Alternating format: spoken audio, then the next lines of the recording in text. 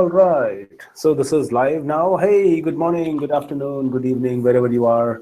My name is Arun Gupta, and this is our inaugural session for Virtual DevRel. DevRel means developer relations. You could be a community manager, you could be a developer advocate, you could be a technology evangelist, whatever you are.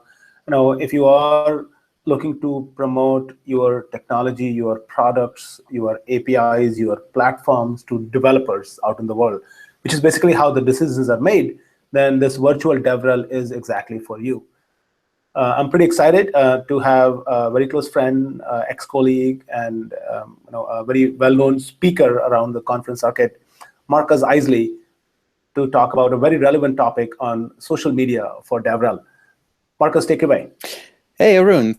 Thanks for having me, actually. It's an honor to have the inaugural session on DevRel. And we're starting to share my screen. Let's start with the first slide, right? So this is pretty much a session from the top of my head. That's what I like to call it. And the initial idea was it should be easy to come up with 10 golden rules for social media. We're all doing social media since years, I think. And I think it's still pretty relevant for especially developer relations managers, for developer advocates. How many names are there, Arun? What have you been in the past? Actually, it's all over the place. It could be, I have been a technology evangelist. I've been Evangelist, a developer. I missed that one. Yeah, I've been a technology evangelist, developer advocate, community manager, and now, of course, it's a developer advocate, back to that similar title. Sounds perfect. So in my day-to-day job, I'm still called a developer advocate right now. And I actually recently figured out there are a couple of cool T-shirts with that logo on it. I'll definitely buy one of those. If you don't know me, follow me on Twitter, shoot me an email. I do work for Lightbend. I'm not blogging that much anymore on my private blog right now, but this is probably going to happen again soonish. Yeah, what is social media? It's a great cocktail party, isn't it? Like the one that happens on the internet, like everywhere, and that everybody can contribute to. It's like party, beer drinking, shooting out tweets, and just communicating with people all over the world. I mean, Hangouts is pretty cool, right? Like it's 9 A at Arun's place, the West Coast, and it's almost it's 6 P over here in Germany. That's pretty amazing. And social media spans all of those time zones, all of those cultures, all of those interests. It could be so great if we just could use it in a way that we would like to use it as developer advocates. But let's step back a little bit and think about why do actually people unlike us use social media. It's basically a big family happening, like started out with Facebook, connecting with friends and families all over the world, keeping up with news, trying to get the latest without having to use Google Reader, which was like discontinued a couple of years back. Now everybody is hopefully using Feedly. We're just trying to be part of cultural conversations at that point. And there's still like people out there who like to share cute cat photos. I don't get that personally, but actually it kind of turns out that there's a lot of viral content. Like I could totally post a picture or a little video of my oldest one doing some crazy stuff with their Playmobil toys. And that's something that people actually do on social media. But it's also kind of a microblogging platform for many, many people. We all know that writing like cohesive content, a lot of content, a blog post, maybe an article, really takes time. And social media is exactly the opposite. All your thoughts that you have in the very moment, sober or not, and just post selfies. Like I used to post elevator safe selfies. Random elevators all over the world, mirrors or not. I've been on them and I kind of enjoyed that. To meet and connect with people I ran into at conferences. There are so many really interesting people that I probably meet once a lifetime. And social media lets you connect to all of them, like asynchronously, funny enough, because they'll receive your tweets when you're in bed or the other way around. And last but not least, people in general use social media to promote their work, to promote their interests, their hobbies, whatever they have. And they basically want a network, right? So why do we use it as developer relations people? First of all, I think I have to admit it's all about promotion and publicity, right? I want to get my messages across. I want to work with people who are into I'm looking into. I want to collaborate with people that are not like sitting next to me. And of course, I really want to help solve issues. If somebody in community runs into something with my technologies, just to step up and see if I can find a solution to that.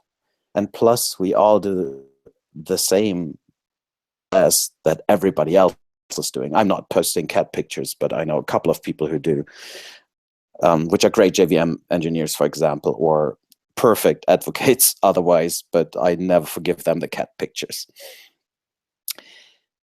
Let's remember there's a thing called signal to noise, right? So the first important thing for social media and around social media to me is people will read your stuff and they will watch it. You will never be able to catch up with everything that is posted. And I'm not even talking about my teensy little 8,000 followers on Twitter. Arun, you're almost at the triple of that, I think. There's probably no longer a way to catch up with everything that's going on Twitter day and night.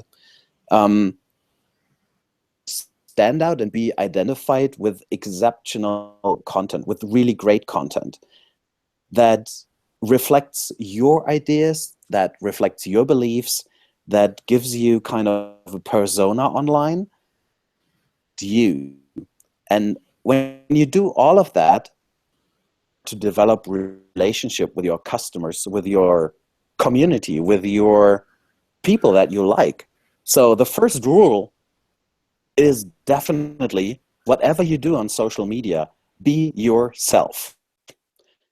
You need to act as a person before you even try to promote something, product. And a lot of those things that matter are simple and easy and stuff that we all should know. It's actually manners, first of all. Like, we are talking to real people on the other end. Online interactions. Those online interactions are real interactions. And there's no reason anything about your education. There is the one rule, which is that we humans, we want to share what we know. And we also want to go by the simple things that we keep teaching our kids. Say please and thank you. A conversation that we're having at that point. If you show a reasonable interest in other people around your topics, that totally will pay back at that point. If you only talk about yourself, if you only talk about what you believe, if you only talk about your selfies or whatever you do, those people are just insufferable. And not only online, but in every medium. The thing that you have at your hand is pretty much your feed, which is your curated content, your collection of things that you are interested in. Again, rule number one, be yourself. You can't use your social media presence as a marketing calendar. Not going to work, because if there's something in there that you believe in, something that you wouldn't share, first of all, this is something that could go to corporate handle, right? We're talking about our personal handles at that point. And this is why we are only sharing interesting content, stuff that we actually read and that we really love. Nobody wants to see a Twitter bot we all want to see ourselves. Everybody wants to see me online and not somebody else. So sharing thoughts, insights, even your struggles with something is valuable to everybody who listens to you and is part of your message, part of what you are, because from time to time. And if I had some struggles using Lagom when I first started over with Lightbend and dug my head into that great, amazing new framework, seriously, that was considered feedback. And I think that's just fair because I'm a Java developer. And if a Java developer gets his hands on SBT for the very first time, that kind of looks awful. And I classify that as a struggle, first of all. Interesting part to me, I always try to be very approachable. You really need to be visible online. You need to be somebody who responds to interesting tweets. You need to engage with your peers online, and you make it easy to reach your own profile, your own connections on Twitter, for example, or on Facebook. There are a couple of features that you could put up on your blogs to just let people tweet about your content, let people reach out to you. And being that transparent and open, approachable, we're not divas. At least we shouldn't be divas. I know a couple of, but yeah, not judging at that point. I'd always try to be the normal person just around the corner. That pretty much paid off because I like people to talk to me. And I'm by no means a celebrity in any way. I make a lot of mistakes, and I pretty much like everybody to know that I'm just a person. So if you have a question, I'll try to answer as best as I can. And that's actually a good thing to have. Instead of just providing answers, a nice idea online is to use questions, pay attention to what other people think, question what other people post, and make sure that you actually post stuff that somebody couldn't just Google for themselves, right? And most interestingly, kind of help people build their own knowledge and give them a chance to show their own knowledge about your products. Like, have them contribute to your own stream and amplify whatever answers you get from questions that you don't know the answers to, maybe. Most importantly, this is a slide I should totally have put up Arun's picture, because Arun has been to me what I like to call a sounding board. Not really a mentor all the way, but somebody you can challenge ideas against, somebody who's very close to you, somebody who doesn't probably want to check and grammar correct your content that you're about to post, but somebody you can run ideas by, somebody who will be next to you with a reasonable experience, maybe someone that can help you reach out to other people in the community. And having those sounding boards, those mentors, is really important to me. It's not only Arun in the meantime, but he was pretty much the first and probably my longest and oldest friend at that point. So thanks, Arun, for being with me through all the social media struggles and lessons learned. Absolutely. We are in it together. Let's look at the second rule. There are so many, it's 10, and I only have, 40 minutes? Seriously. So listen more than you talk. And this is pretty easy because we have one mouth and two ears. And that pretty much means that you have to listen double the amount of time than you speak. And I not only like that quote, I like quotes in general, as you probably might have known when you already follow my Twitter stream. But a good rule I found out using social media for all kinds of interactions, to actually find out what people are talking about. Because Twitter, for example, 140 characters, that's not a story, that's not a blog post, that's almost a snap in time of something that's going on. And following a Twitter discussion, just looking back at the 500 plus tweets about the versus Oracle case just a couple of days ago, whoa, I enjoyed listening because I haven't had anything to contribute at that point. And that just because you can probably see something or you see an opinion expressed by somebody else, that really doesn't mean that you have to jump right on it. It is something that probably wasn't even directed at you. So be very picky and be very selective in what you decide to take on, and listen a lot more than you speak online. At the end, plus your way of curating this content is actually the art of sharing online. What I was reminded thoughtfully and constantly over the last couple of years is that we actually work in marketing. At least I do. And I think that's still true for Arun too, right? Or you report into engineering, Arun. Most of the evangelists and advocates probably don't and are still part of marketing. And there are a couple of good rules that we can easily follow and that make our life just.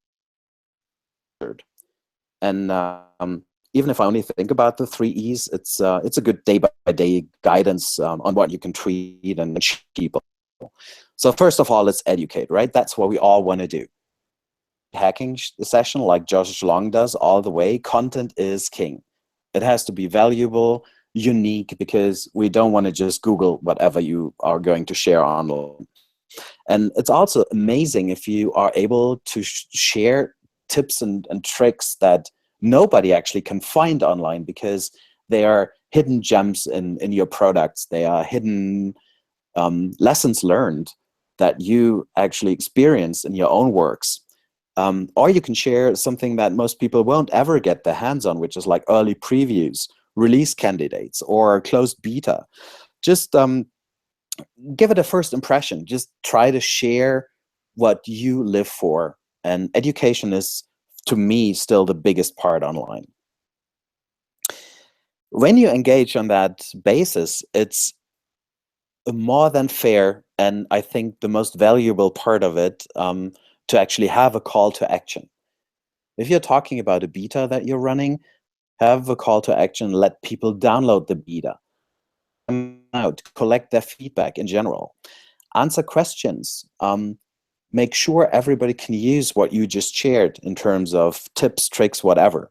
And in general, people means responding to needs, like touching base with everybody and making sure that everybody gets his questions answered and that they have an ongoing relationship with you online and implicitly through you with the technology you stand for. And everybody who's been speaking at some point and then stood up on a stage somewhere was lucky enough to find out that all we do is basically entertainment at the end of the day. And I figured humor doesn't really translate between cultures in general. But what does translate is a personality. And I'm very comfortable with my own. So just being personal, telling my stories, even if it's stuff that I messed up in my past or personal experiences I made running a 200 people project somewhere. I'm a person who's not perfect at that point, and I really want to like everybody to know that I'm not the big master technology person having all shiny things in place and don't have a scratch and a flaw, and I'm not even struggling at that point. I am, but I'm still here to help. And this is definitely what I'd like to do. So finding an entertaining view around my technologies that I'm talking about, me as a person, sharing my backstories and still helping people. What we forget most likely is that we are just sending out information. We are the ones talking about things.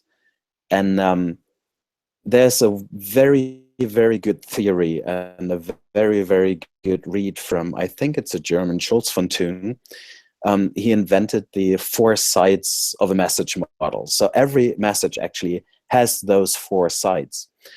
And whatever we communicate, so yeah, left, very unreadable, is the sender side. Right, very unreadable, is the receiver side. And if those two exchange a message, maybe a spoken one, maybe a written one on Twitter, then we always have to keep in mind 4 sides to it. First of all, most likely there's an appeal in it. Information.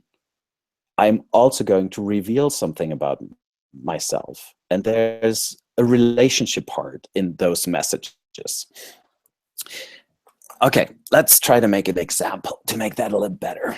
Imagine a couple sitting in a car in front of a traffic light. The light just turns green. He's not driving, he's in the passenger seat, and he tells her, the lights just turned green. Let's try to imagine what she's actually taking out of that. So first of all, there is factual information in there. The lights just turned green, which is fair and nice.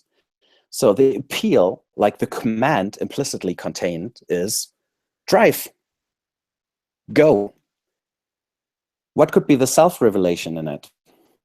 I'm in a hurry. I don't want to wait. And there's also a relationship part. However, I have to remind you that the light actually is just turned green, and we've been sitting here for 5 seconds without you driving. Free interpretation, and every layer of those messages can be individually misunderstood without any problem at all from everybody. Keeping messages in the back of your head is the most important thing. And also think about how people actually could receive your messages. They all have those 4 parts. What else is important to me? If I'm talking online, and this is something that I'd like to call rule number 5, because if you're not staying on focus, if you're not staying on top of the things that really interest you, you're probably not going to move towards your goals. I can't even try to please everyone. Everyone has something to say, and I have an opinion on a lot of things, but honestly, good at something, if I want to talk about something with reasonable knowledge in behind, I really need to focus on something. And in my part, especially, it's microservices. So I came all the way from Java EE, built very large monolithic applications, learned everything about what it takes to actually operate them, to build them, to design them, to implement them, ties them, even that, like feature toggles and whatnot. And I found out that modernization is a big thing, and that we actually can't run our monolithic applications for 10+ years because it's going to be too costly. So what are we going to do, and how we are going to structure those monolithic applications to turn out to be architectures? So this is kind of the topic where I came from, and it's not even a product at that point. It's still like a more general interest, helping people to learn how to catch up with latest technologies and keep their development investments reasonable and up to speed. So if you want to switch your coverage personally, do that in terms of layers. Think about switching from addressing developers with very code-centered examples, for example, or architects with like more general purpose outlines about what topic, product, or industry you're actually talking about. But stay focused. You choose one thing that really matters to you. And I think that's like still the golden rule of all 10 at all. If it's not mattering to you, if you don't have an interest in something that you're doing, this is definitely not going to translate in no language, in no field, in no followers, in no nothing. Rule 6 is kind of a no-brainer. You need to deliver relevant content. And we don't really want to do the whole thing just for the show. And I think that's not a big secret, right? Unique. It should be helping your audience. It should solve problems, best practices. I also like war stories, even if that's stuff that I usually only tell if the session is not recorded when I'm giving it. But those are the sessions that I enjoy the most. So I can transport a lot of my experiences. Success stories might also work. Actually, I like war stories better, but I'm German. What else do we have? Don't spam. Is that a no-brainer these days? I can't really tell. There's so many things going on the internet that we probably don't even want to see. And you shouldn't be part of it. And I am committed to not be part of it. So I'm never going to randomly DM people and send them my blog posts. And I'm definitely not going to randomly add my personal tweets at somebody just to make them aware of a new upcoming or whatever blog post I just wrote. Another thing that I never did, at least not broadly, is reposting the same content with new headlines every day, over and over again. This is all like acting like a, and this is not my personality, and I totally recommend that nobody actually does it. But again, I think that's something that we learned very, very early in our social media careers. Something that I've found very interesting, and you can barely find information about it, your metrics, because only if you know what you're measuring, you can improve, because you know actually the outcome of your efforts. There are a couple of great tools that will help you, and I'm not saying that with still being me as a person and still trying to be a very authentic person online. I'm not saying that I'm not measuring at all. And I do look at analytics. I'm maybe not daily looking at my follower accounts, but I'm definitely looking at the blog posts or the tweets that made it into like the top tweets of the week or the month. And I'm trying to figure out in what my audience actually is interested in. I talked about Feedly, I think. So I'm posting a lot of content from my millions of RSS streams that I'm still reading every day. I post a lot of information via a tool that's called Deliver It, that basically allows me to have a couple of recipes to get blog posts onto Twitter, Facebook, and all over the place. There's something like Buffer, which you could use. I think Hootsuite is another great example, especially because it's built with my technology stack right now, and everybody's pretty freaking excited how good it works. Of tools that you could definitely use. You should talk to your boss about them, because this is something that you definitely want to be measured against, and you want to have a target. And all of this only allows you to learn from your mistakes. So the worst performing tweets are probably not the ones that you want to repeat at all. Can't actually improve if you can't measure. So keep that in mind. A picture is worth 1,000 words. I think that's still pretty true. Even if I enjoy writing, I also learned that many, many people are very, very visual. And I think that's, at the end of the day, that's true for all of us. If we have a chance to see an infographic or a nice visualization somewhere, we totally take that one and just scan over the blog post without even reading every single word. And also short videos and how-tos, and like a 5-minute getting started with something, video, hands-on, guiding people through the command line and getting stuff up and running. That could be a lot more valuable than a 4 pages long blog post. And having like pictures and tweets and kind of teaser pictures, especially built for your tweets, look super professional and might actually scare people off, including like an infographic that summarizes nicely the complete content of the blog post that you're linking. That could be a totally added value for everybody who's listening to you online. And the last rule, which kind of stands out a little bit because it touches something that is not really social media specific, but is a big thing for me because I had to learn a lot. And if I could have found a quote here that touches on how being German is very special, probably would have been it. But at the end of the day, to me, most important is I am trying to forget about the separation between people. I'm trying to treat everybody very nicely and still try to increase my knowledge about other cultures and try to better understand how they, generalization, react from a personal angle to stuff that I say. I wish I could have found a cookbook how to work with the British people, or how to understand Americans as a German, which is like pretty much the opposite side of the scale.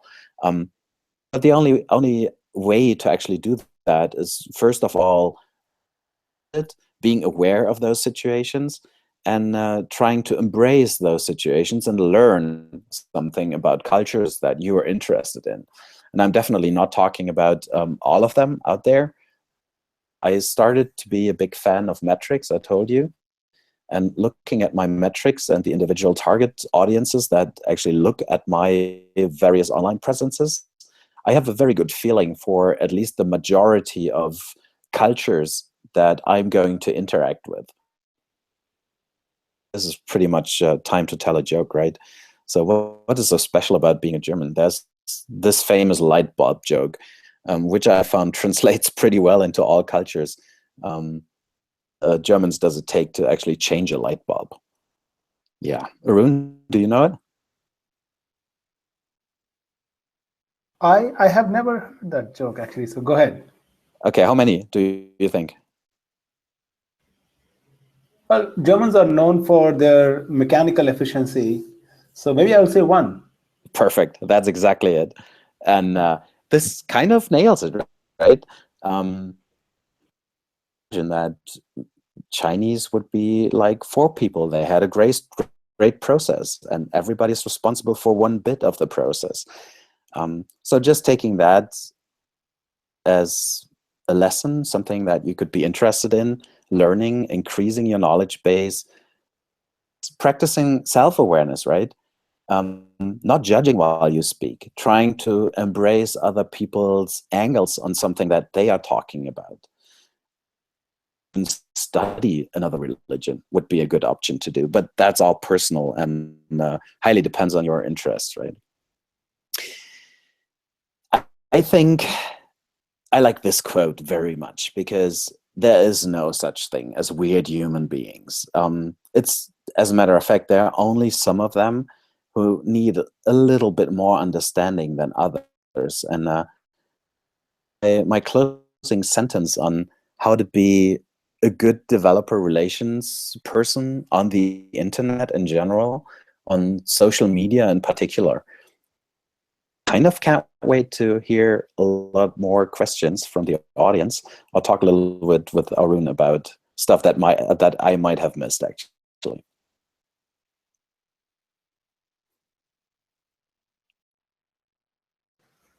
So I would say this is an excellent summary, actually, Marcus. You know, you and I have worked for a number of years now. This is definitely a fantastic summary. Well, some of the things that I want to hear from you is also on the lines of, you talked about social media, as in what is it that you should be doing on social media? Do you have any particular way by which you evaluate? There is LinkedIn, there is Twitter, there is Facebook. A handful of people use probably Google Plus as well. Mm-hmm. What properties do you care about? What properties where you see the ROI? How do you promote your content to these media? That's a good question. I'm kind of very, very, very focused when it comes to social media because the only thing I really care about is Twitter. This is the way I like to talk. This is the way I like to share information. It's a link, it's a sentence. It's pretty much spot on if you're doing it right. complete blog post just to share something that I found literally on my lunch break. Facebook kind of is more the personal connection to me. I have a lot of friends, reasonable amount of family, non-work friends. Facebook is kind of my added value thing, which is really only completely open to people I friend personally. Google Plus is something that I might remember to post something on, but it's just too complicated. As I said, I have kind of an automation chain in place. So whenever I write a blog post, it basically goes through a service called Deliverit, going to push to Twitter, and Twitter is hooked up to Facebook. So all my professional posts definitely end up even on my friends' feed on Facebook. There's no automation for Google Plus because there's no reasonable API. This whole thing is just closed. So that's not on my focus list. I'm not the person to do Pinterest professionally because I'm sharing words and texts and less pictures. I'm just not a good artist. There's something called Elo, which is kind of a Twitter clone, very bare bone. I think I signed up just to secure my name, but I've never posted anything significant there. What did I miss? Like LinkedIn maybe, but even that is comparably professional. And I don't even know if I should consider that like social media in general. That's pretty much what I'm doing right now. And maybe I'm ignoring 80% of it, but I think it's not about being all over the place. It's about where your audience sits. And I think one important part to remember is that social media in general is only like responsible for 7% of all your click-through rates. So if you have like original content on your blog, 90% is going to come via Google search engines and actually not really through social media. So it's always going to be just a teensy little fraction, but a very personalized fraction, which actually allows for interaction between you and your clients, interests, community members, whatever you call them. Right. And I agree. And in that sense, it does help you build a personal brand and also engage, as you were saying, educate, engage. So, you have done the education using the blog, and that social media, particularly Twitter, gives you an ability to engage with them at an early age, early life. Absolutely. Okay. Yeah, I agree. And that's sort of the numbers that we have seen. So 7 to 10% is social media, heavily SEO traffic, which is organic search essentially. So when you create content, essentially make sure this is well written, is SEO optimized, and all those things. That's an important part of it. Now, when you are at an event, how does this? Are the social media practices different, or they stay the same?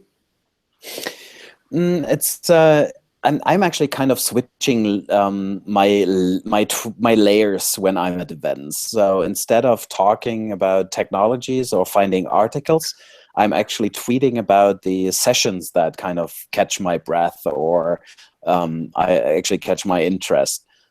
So I'm going to tweet a lot more pictures. I'm going to run around and have a little bit more live coverage. You'll also see a couple of quotes probably out of sessions that are really brilliant. That's going to be a very limited time, obviously, for the time I'm at the conference. But still, the layer I'm talking about my topics only changes slightly, but I'm not going off topic in general. So you won't see me posting like food pics or like nice, interesting landscapes. If it's not part of the unique setting I'm in, I'm pretty happy if I'm like on the top of the world tower somewhere and I have a chance to take a picture from a great cityscape.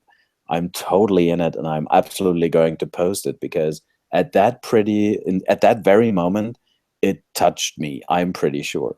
Yeah. I like seeing new things, and I like to share excitement. So traveling is obviously part of my job. And if that's interesting enough, I'm definitely going to share experiences around that.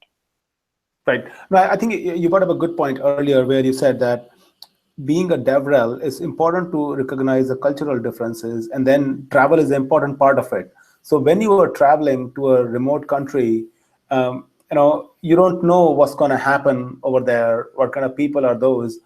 You can do as much reading, but when, as they say, when the rubber meets the road, it's a completely different experience. So talking to them and conveying your positive, negative impressions in the right tone is very important in that sense. So that cultural difference is certainly a very key part of it.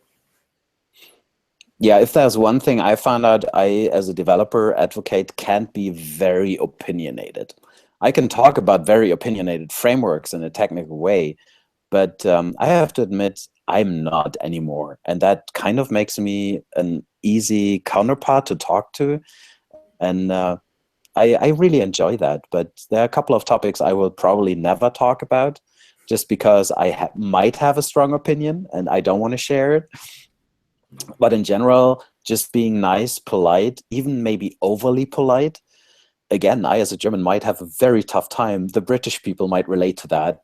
I heard they are also very, very straightforward and not considered friendly in all places all over the world. But yeah, you meet all kinds of people. And if you just smile and be open and honest and again, listen more than you speak, you have a unique chance to actually learn a lot about your audience, people who are invested in your technologies you're speaking about, in your topics you're speaking about, and that kind of elevates itself into a great story of community. So I guess the key lesson that I'm learning from this session is the 10 rules of DevRel. They're not necessarily specific to DevRel. They should apply in general, when you are engaging in social media. It's just that because DevRel tends to focus on social media, and this is going to make you a better person anyway, in general sense. I think everybody should learn from these lessons. I think except two, which are very marketing centered and let's say like content oriented, right. Those are pretty good rules to live by. And I wish that many, many people would actually do that. But obviously not everybody has the time, interest, or politeness, or education, or whatever the reasons are, to actually just open their minds and try to make their way through it. Yeah. I have to admit, I haven't been like that always.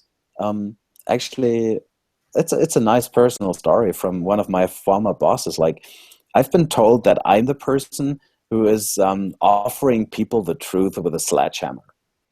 And I should actually offer them the truth as the code to just slip in. And I like that picture. And yes, I have been that person before. I was very opinionated. And a lot of what I've been doing with conference travel, with speaking, with blogging, with tweeting, with interacting with communities on various levels, actually made me realize that this is the only way to actually transport my message. Yeah. And yeah, this is a good lesson for everybody to learn. And if I have a chance to teach my kids, I'll definitely keep that, except the marketing parts maybe. Or maybe especially the marketing parts to make them actually realize what we're doing. True. Well, excellent. Thank you. This has been very, very useful, and I hope people enjoyed it as well. So as always, well, not as always, this is the first time we're doing it. So the recording will be available on the YouTube channel, and I will share a link. And then you are more than welcome to share it with your followers as well. And we have another rock star speaker, which is Manu Marks from Docker. He's going to be talking about building scalable content strategy next week. So, all right. Thanks a lot. Awesome. Thank you so much, Jeroen. Bye-bye. Bye-bye.